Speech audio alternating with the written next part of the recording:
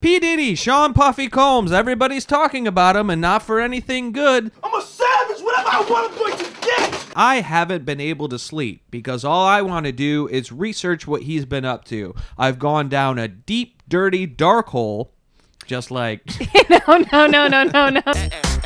We're gonna lay it all out, or at least as much as we can. It gets pretty dark, it gets pretty complicated, there's a lot of moving parts, but needless to say, he truly is a bad boy for life. I'll put the music in. We ain't going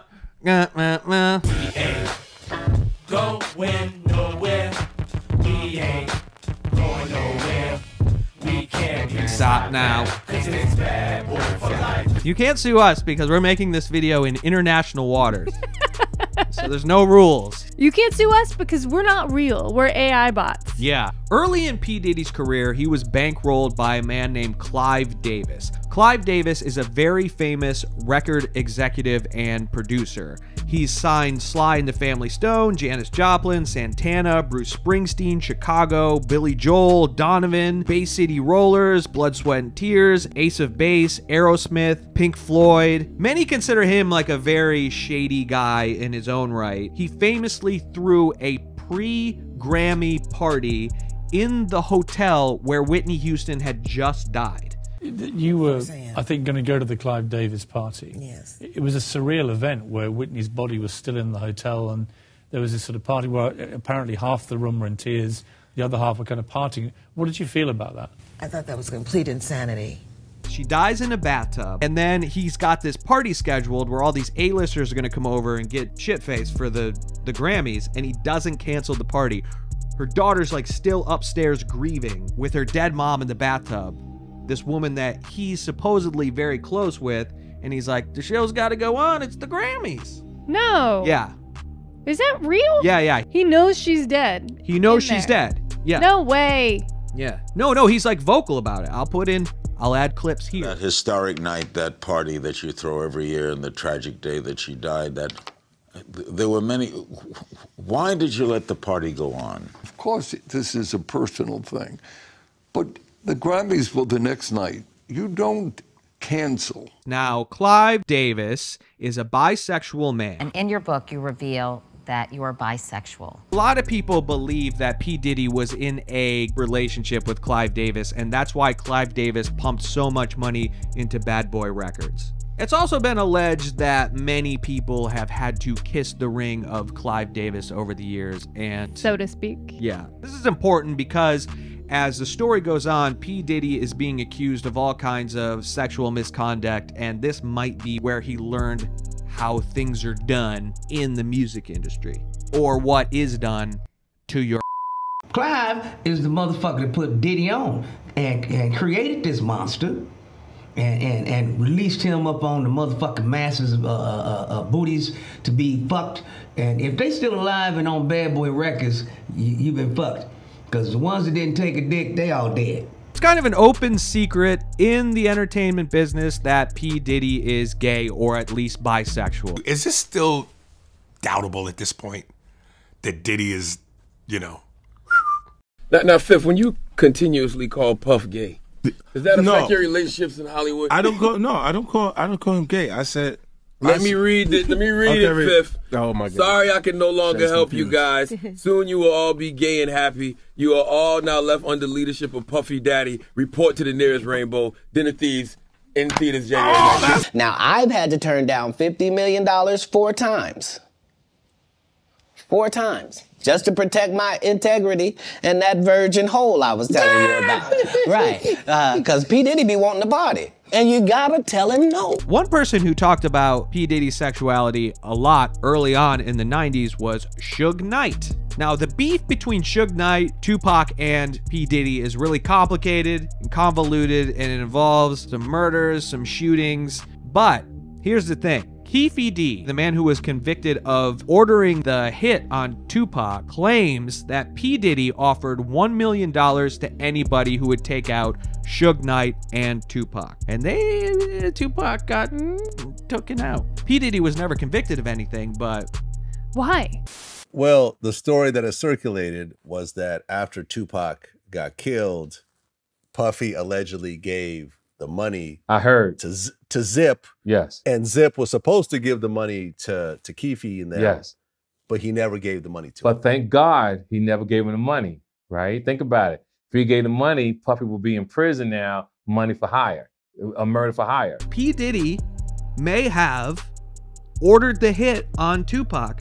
On top of everything else that he's being accused of, he may have taken out arguably the greatest rapper of all time. That's nuts, and people have rapped about it. Counts the day you put out a hits, the day Diddy admits that he put the hit out, they got Pac killed, So Biggie's death is also very complicated. Some people think that Biggie was set up. Some people think that P. Diddy offered up Biggie's life for his own. Could Puff have been involved in Tupac's murder or Biggie's murder? I think that when you set up an atmosphere for something to happen, how involved are you?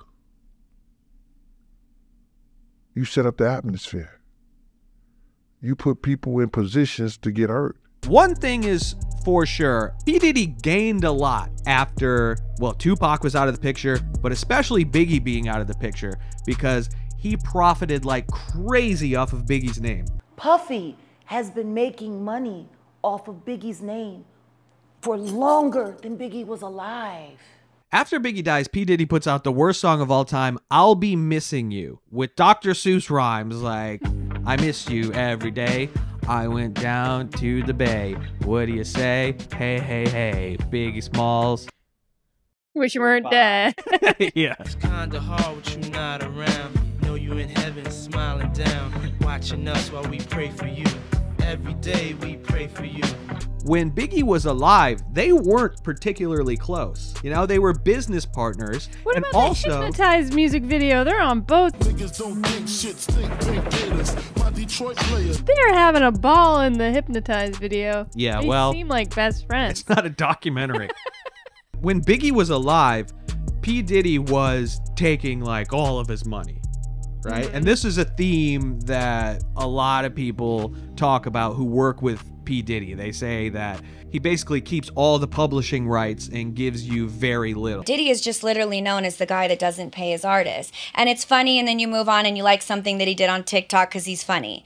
But for people that worked for 6 years of their life and entered an industry where somebody made, what, $48 million? Nearly $50 million? And we didn't even see a penny of that, and we were in thongs and 5-inch heels for years of our lives on stage. He seems like a bad guy. He seems like a bad boy. He seems like a... He seems like a bad boy for life. We can't get stopped now, 'cause it's bad boy for life. In 1998, Diddy and 2 other men beat rapper Nas's manager with a phone, a chair, and a champagne bottle. In 1999, P. Diddy was involved in a shooting in a nightclub. I mean, a shooting back in 99 in New York that was like in connection with Diddy, Shine, and 3 victims. Diddy and Shine were both arrested for it. Diddy got acquitted, and Shine did 10 years. When he got out of jail, he was deported back to Belize. The victim, Natanya Rubin, who's been speaking up for years, also one of the victims, she's always said that Diddy was the one to shoot her. So, I mean, some people believe P. Diddy passed the gun to J-Lo to hide. Did she hide it in her big fat ass? In 2015, a basketball coach yelled at P. Diddy's son, and P. Diddy got all pissed off and beat him with a kettlebell in his office. We got kettlebells, we got phones, we got chairs, we got champagne bottles. He's a very creative, brute. Violent person. Yeah. In 2019, Combs' ex Gina Wen told blogger Trisha K that Combs physically abused her throughout the 5-year relationship. She claimed he once stomped her on the stomach, causing her to lose her breath, and also punched her in the back of the head. Make a joke about that one. That's not funny. Why are we doing this? So in November of 2023, P. Diddy's ex, Cassie, comes out with this scathing lawsuit. Hip-hop mogul Sean Diddy Combs has been accused of beating and sexually assaulting his ex-girlfriend and singer, Cassie. And she claims she was forced to be involved in something called freak-off session. She was expected to find male prostitutes and pay them to have sex with her while P. Diddy watched. She ain't the only one freaking off. The prostitute ain't the only one freaking off. Old boy is freaking off also.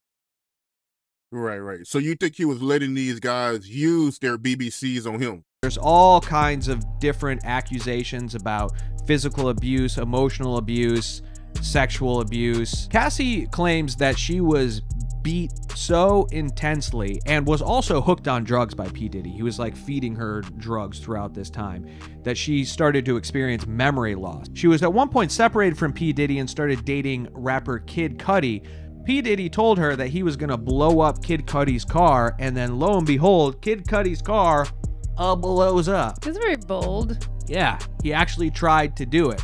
When asked about it, Kid Cudi was like, yeah, that happened. My car exploded. He actually made an explosion the cover of one of his albums recently to drive this point home. Like, Cudi? yes. Yeah. Like, this guy fucking tried to kill me. Yeah. You know? So Cassie claims that P. Diddy would film all of these sexual encounters that he would force her into. By the way, she was 19 and he was 37. So everybody's known for years that P. Diddy throws these massive parties full of celebrities and that all kinds of crazy stuff goes on there. Diddy party stories, they're our favorite genre of anecdote if you have one, yeah. Wow, okay, I've got a lot I can't tell. So, can't tell that one either. I mean, I'm like actually cycling through them. Cassie's lawsuit reveals a lot of things that had been rumored and people have been talking about. A lot of celebrities have allegedly been at these P. Diddy parties and have participated in these wild freak-offs where there's a lot of gay sex, drugs, alcohol, that kind of thing. Don't tempt me with a good time. Jamie Foxx, Will Smith, The Green M&M. Malcolm Gladwell. You do one. Noam Chomsky. Noam Chomsky. Imagine Noam Chomsky at a naked basketball game. Anyway. All these stories has been around the industry for a long time. So Jamie Foxx has been very vocal about his time partying with P. Diddy. Famously, he used to film these parties with an old-timey giant VHS camera. Popped out the town car with a camera, said, yo, Puff, yo, you gotta let me film this, the whole thing. We need to document this, Playboy. He was like, yo, let him through. And I'm like, all right, I'm through. And I had the big Canon camera. It wasn't like this. Jamie Foxx is closely connected to P. Diddy and has a reputation for getting it in, if you know what I mean. He likes That's not to party. If you know what I He mean. likes having sex, if you catch my drift.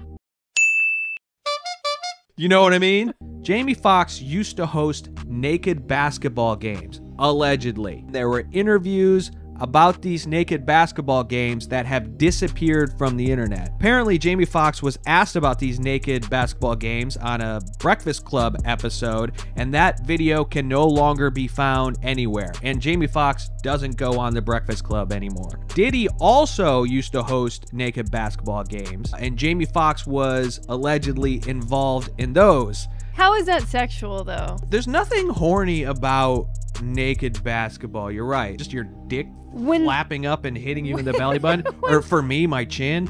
I would hate that. When naked people are running around athletically, I just can't imagine that's hot. Do you remember that episode of Seinfeld where he was dating a woman who was naked all the time? And Yeah. everybody was like, oh, that's awesome. And he was like, yeah, kinda, but naked hair brushing, good. Naked crouching, bad. Yeah. So she coughed. Coughing? Naked? It's a turnoff, man. I'm not having sex with your butt. I'm just guarding you, bro. I'm not edging. I'm not. Plausible deniability. I just have to guard you. Foul. Stop having sex with his butt. Guys. Jamie Foxx recently had a very strange medical emergency that is shrouded in mystery. It was super weird. All of a sudden, his family announces something happened to him on a film set, and he's in the hospital, and it's not looking good. And the story goes that perhaps Jamie Foxx didn't want to be involved in the strange world of P. Diddy anymore, and as a result, somebody came after him on P. Diddy's behalf. Who knows? Don't y'all find that strange? Another one people that spoke out on Puffy is all of a sudden having a strange reaction to their bodies. Who was that? Jamie Foxx. That straddles the line for me into maybe a little too conspiratorial. Here's one. When Usher was 14 years old, he went to live with P. Diddy. Over to something called Puffy Flavor Camp. In the 90s, do you understand what that's like? I went there to see the lifestyle. Right. And I saw it. It was pretty wild. There were very curious things taking place. And I didn't necessarily understand. It's my brother right here from day one. We used to wake up and, I mean, damn, pause, but like, just I mean, back in the days when he was like 10 and I was a little bit older, his older brother, we used to fight over the Frosted Flakes. You know what I'm saying? Before pause was invented. You know what I'm saying? But it's my brother for real. We used to actually wrestle off of the Frosted Flakes because he used to always get up early with me. Now he's one of the richest stars in the world. And I'm like, what the fuck did Puff just say? Nobody's going to acknowledge this but me. Puff just said we used to wrestle over the Frosted Flakes. And we're streaming live. That was stupid. Listen, that was fucking stupid. Even if absolutely nothing happened, that on its face is fucking weird. Yeah. You can't just collect children like that. And people know that was around in that time that Puff and Usher did have a situation. And that situation led Usher to the hospital. Now, I'll let Usher explain that to y'all.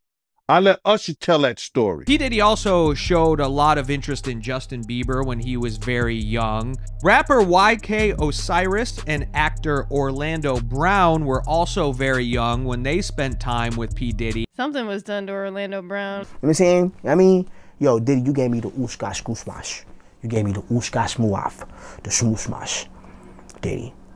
Yeah, son. You know what I mean? You gave me the ooshka smoosh. I love it, yo. I love it. You gave me the ooshka smoosh. A lot of these people leave P. Diddy's presence and they spiral afterward. So on February 27th of this year, record producer Lil Rod fired a lawsuit against Diddy. It's massive. Jones alleges sex trafficking and sexual assault, also mentioning underage girls in the 79-page lawsuit. Claims made by Jones include hidden cameras in the rap mogul's home, saying, quote, Mr. Combs allegedly threatened to eat Mr. Jones's face in order to get what he wants. Lil Rod claims he was drugged and he woke up naked next to 2 male escorts with no memory of what had happened. This is where we get into the Epstein type stuff, where P. Diddy is being accused of sex trafficking. Lil Rod said in his affidavit that Diddy had every room taped and bugged. I don't think it's only celebrities going to be shook. He had politicians in there. He had princes in there. He also had a couple of preachers in there. Were you surprised that there were so many cameras in his houses? No! That he was recording these? Of course, he is the J. Edgar Hoover of hip-hop.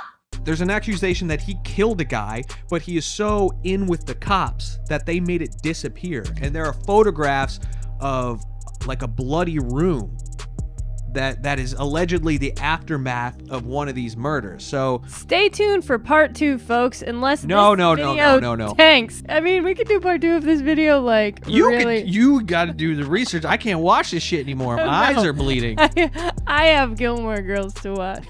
I can't be doing research. I just want to watch Gilmore Girls. So that brings us to the most recent news. The Department of Homeland Security conducting a raid at a house in Holmby Field Hills, believed to be connected to Sean Combs, the rapper and music executive. The Department of Homeland Security conducts a raid on March 25th of Combs' multi-million-dollar mansion in Los Angeles and his Miami waterfront home as part of an ongoing sex trafficking investigation. Investigators seized firearms and also phones belonging to Combs. His sons were detained during this time. The dam has broken, so all of this stuff's gonna come out, hopefully, before he Epsteins himself. I'm gonna have to give away all my Sean John sweatsuits.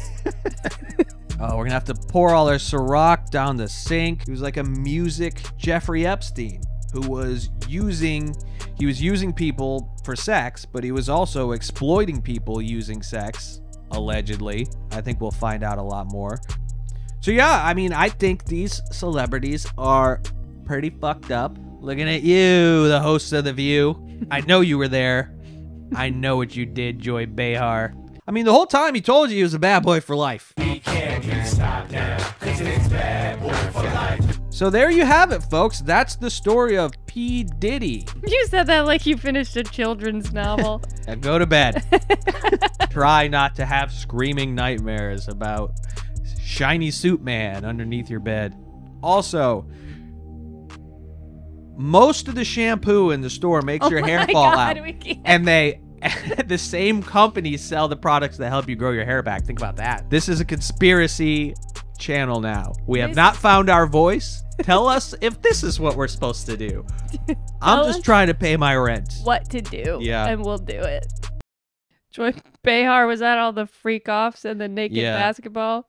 Joy Behar sat in an entire traffic cone.